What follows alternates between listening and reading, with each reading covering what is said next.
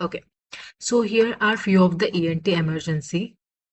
Here patient presented to us, in fact was referred from ENT department. He had fever, so and neck swelling, so CCT was advised. And on scrolling, first thing which I see in case of head and neck space is to see this triangular parapharyngeal fat pad.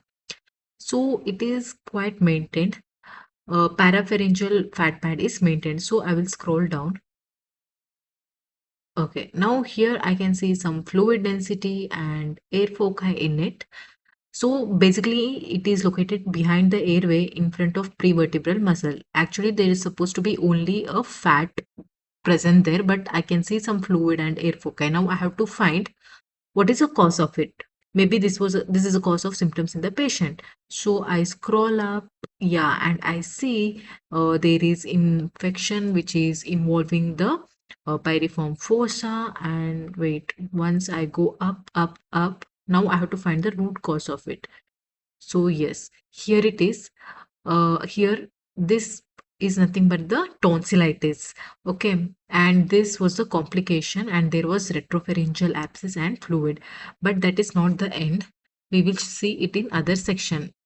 Now I can see clearly. Maybe this is what ENT people can see. The tonsil, it is bulky, edematous. It's hyperemic, and the patient had history of repeated drainage of the quinsy. So we have to remember that in this management is not just antibiotic course, because the collection is tracking down.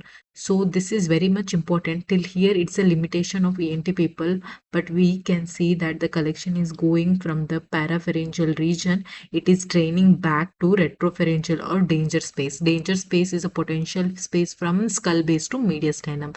So this was a complication of tonsillitis, that is the retropharyngeal abscess.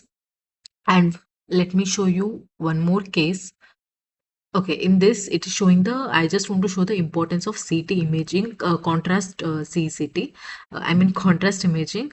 So, as I told, first we'll see the retropharyngeal, parapharyngeal fat pad, which is triangle in shape. So, in this, here it's fairly maintained on left, and on right, I can see fat staining. When contrast was advised, we see on contrast the abscess. So, this is importance of the contrast study in case of head and neck infection. I wanted to show one more case. Yeah, so this was again a case in which there was airway infection, and we always ask the study from skull base to mediastinum for this reason. So here is the airway infection, again fluid and airway tacking down, follow it's crossing thyroid cartilage, going down, down, down. Now it's not anymore ENT case, so it has involved the mediastinum, and there is a mediastinal abscess. We can see the air fluid level.